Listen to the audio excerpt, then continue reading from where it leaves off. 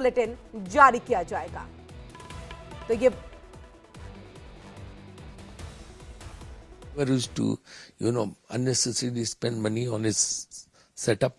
So that way, Manmohan Singh will always be remembered not only an honest Prime Minister, honest Finance Minister, but also as a great human being. You were a member in his cabinet. You were a family member. और वही मनमोहन सिंह का Delhi AIIMS में निधन हुआ, ये बड़ी खबर आ रही है। प्रधानमंत्री नरेंद्र मोदी ने इसको लेकर के दुख व्यक्त किया है। भारत अपने शानदार नेता के निधन पर दुखी है। प्रधानमंत्री नरेंद्र मोदी ने पूर्व प्रधानमंत्री मनमोहन सिंह के निधन पर ट्वीट करके अपनी शोक संवेदना व्यक्त की है। उन्होंने कहा है कि पूरे भारत को इसको लेकर के दुख है और शानदार नेता के निधन पर पूरा भारत शोक में डूबा हुआ है। प्रधानमंत्री नरेंद्र मोदी ने इसी के साथ कई फोटो भी जो है वो अपने ट्विटर अकाउंट के जरिए साझा की, जिसमें जब वो पूर्व प्रधानमंत्री मनमोहन सिंह से उनकी मुलाकात हुई तब के हर एक फोटो को, मेमोरीज को उन्होंने साझा किया है अपने ट्विटर हैंडल पर। और इसी के साथ लिखा है कि भारत अपने शानदार नेता के निधन पर दुखी है।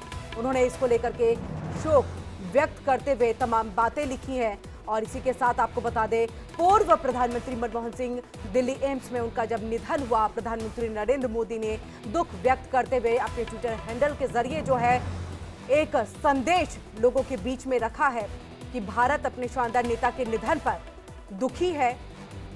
और इसी के साथ उन्होंने कई सारे वो पल यहां पर साझा किए हैं जिसमें वो पूर्व प्रधानमंत्री मनमोहन सिंह से मुलाकात कर रहे हैं, उनसे बातचीत कर रहे हैं। और इसी के साथ हम सीधे रुक कर लेते हैं इनपुट एडिटर गोविंद ठाकुर जी का। गोविंद, आपसे यहाँ पर हम समझना चाहेंगे कि पूर्व प्रधानमंत्री मनमोहन सिंह, उनका निधन हुआ आपसे कुछ देर पहले ही हुआ और कहीं ना कहीं हर किसी की आंखें नम है, क्योंकि वो एक ऐसी शख्सियत थे, या सीधे तौर पे हम ये कहें उन्होंने कई ऐसी चीजें जो हैं देश के लिए की हैं, बड़े फैसले लिए हैं जो सीधे तौर पे देखा जा सकता है कि हमारे लिए बहुत बड़े और बहुत बेहतरीन फैसले थे। और इसी के साथ प्रधानमंत्री ने ये ट्वीट भी किया। देखिए किरण, सबसे बड़ी बात यह है कि मनमोहन सिंह एक ऐसे व्यक्तित्व थे जिन्होंने अपनी ही सरकार नहीं बल्कि दूसरे सरकारों को भी अपने जो अनुभव थे वो दिया करते थे।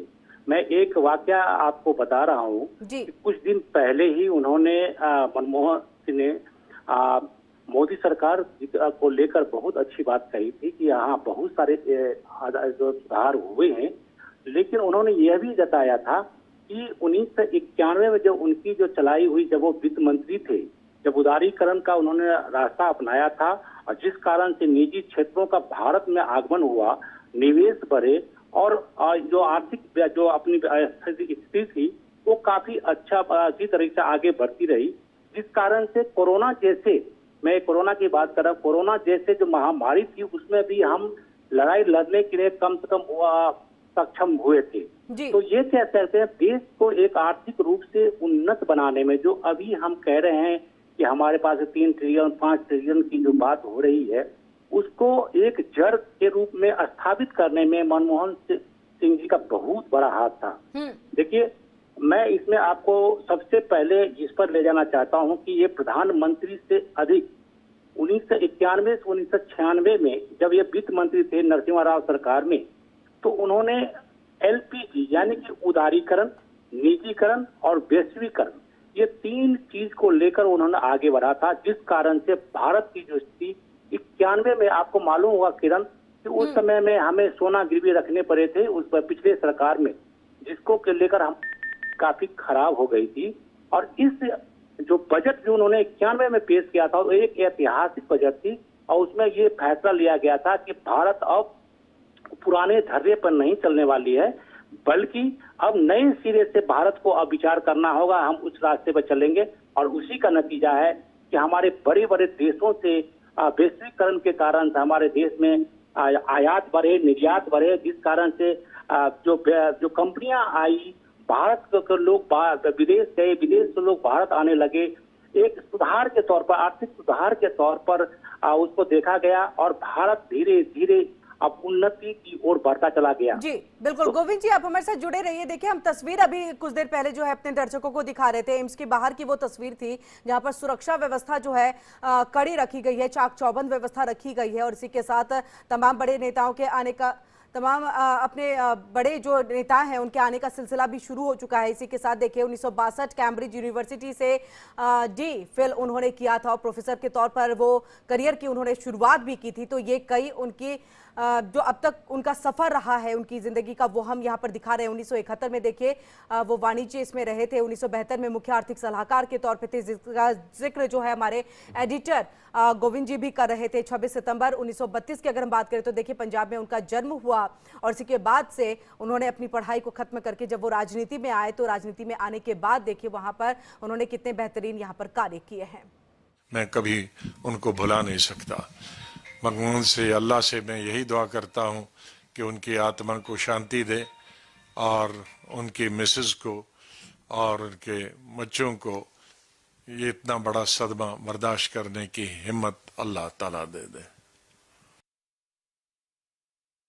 हम रुक कर लेते हैं अपने वरिष्ठ पत्रकार अरविंद जी का। अरविंद, जिस तरह से देख रहे हैं एक तरह से अपूरणीय क्षति है और सभी बड़े नेताओं का, प्रधानमंत्री नरेंद्र मोदी ने भी कहा कि एक शानदार नेता के निधन पर पूरा भारत जो है वो अभी शोक में है।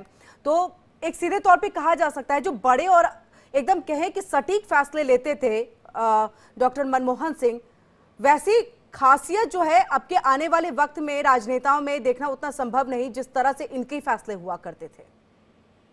बिल्कुल। देखिए ऐसा है कि पहली चीज तो यह है कि मुख्यधारा के राजनेता नहीं थे। वो उनके पास बहुत ही, मैंने जिसको कही है कि एक बहुत ही पढ़े लिखे, सुलझे और पूरी दुनिया को समझने वाले व्यक्ति थे। और जब वो राजनीति में आए, जब उनको जब पीवी नरसिंह राव जी पॉलिटिक्स में ले आए, वो ऐसे दौर में ले आए जबकि इकोनॉमी की बहुत ही खराब हालत थी और उन्होंने करके दिखाया। और इसीलिए जब यूपीए की सरकार बनी तो उनके नाम को आगे ले आने के पीछे सबसे बड़ा कारक ये था कि वो सामान्य राजनेताओं की तरह, जिसको कहिए कि जो पॉपुलरिटी मेजर्स और बाकी वोटरों को लुभाने के लिए बहुत सारी चीजें जो करते हैं, वो सब करने के बजाय उन्होंने पहले पैसा जुटाया और उस पैसे को जो कमजोर, और क्योंकि मैंने बहुत नजदीक से देखा है उनके पूरे वर्किंग को, तो जब भी बड़े फैसले उन्होंने लिए हैं तो उन बड़े फैसलों में हमेशा कमजोर लोग जो है रहे। चाहे वो मेरा जो निजी तौर पर जो मैं देख रहा हूँ उनको, उनके पूरे टेन्योर को, प्रधानमंत्री के टेन्योर को और विपक्ष के नेता का भी टेन्योर बड़ा लंबा रहा। उनको अगर राज्यसभा में देखेंगे हिस्ट्री में तो विपक्ष के नेता के टेन्योर में उनका सबसे लंबा है और राज्यसभा में 6 टेन्योर है जी उनको जो मिला। उसमें अगर आप इनकी स्पीचेज को देखेंगे तो पाएंगे कि इसमें राजनीति नहीं है, इसमें समाज है, इसमें अर्थनीति है और इसमें दुनिया है। तो मैं ये कहना चाहूंगा अरविंद जी, हम आपके पास लौटते हैं। हम एक बार दर्शकों को बता दें कि हम लगातार देखिए 2 तस्वीरें दिखा रहे हैं।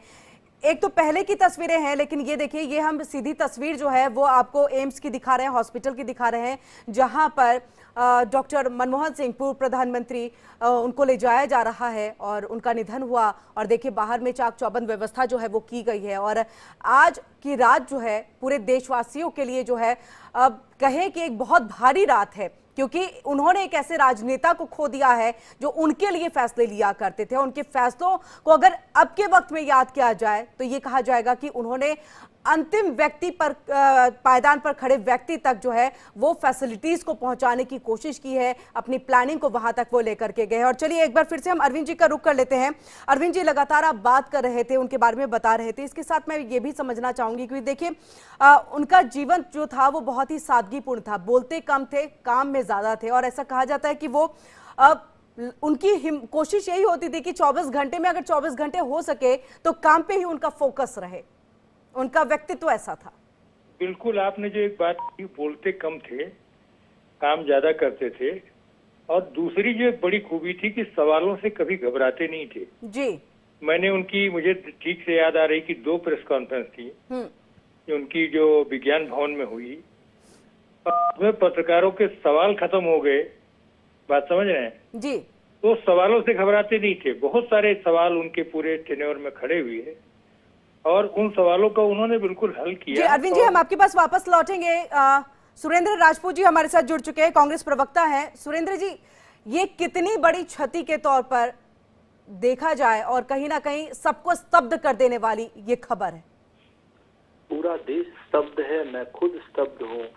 जिस तरीके से डॉक्टर मनमोहन सिंह जी ने एक वोलेटाइल अर्थव्यवस्था को देश में 44 करोड़ की अर्थव्यवस्था बनाया, देश की दुनिया की 5वीं अर्थव्यवस्था बनाने में उसका जो अप्रतिम योगदान रहा, जिस तरीके से उन्होंने right to education, right to food, right to information और उसके बाद मनरेगा यानी वेल्थ ट्रांसफर स्कीम दी, इंक्लूसिव ग्रोथ का जो उन्होंने एक सपना रचा, विकास परक क्या नाम रोजगार परक विकास की जो उन्होंने अवधारणा दी, इसको पूरा देश याद रखेगा, पूरी दुनिया याद रखेगी।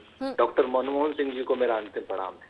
जी नहीं, इसी के साथ हमने ये भी देखा है कि अभी बात भी हो रही थी वरिष्ठ पत्रकार अरविंद जी से, वो सीधे तौर पे कहते देखिए बोलते कम थे, काम ज्यादा करते थे और कहीं ना कहीं उनका काम जो है वो दिखाई भी दे रहा है, क्योंकि अंतिम पायदान पे खड़े व्यक्ति तक उन्होंने अपनी योजनाओं को पहुंचाया, उस काम को पहुंचाया, चाहे वो आरटीआई के जरिए हो, चाहे अन्य चीजों के जरिए हो जो फैसले उनकी तरफ से लिए गए।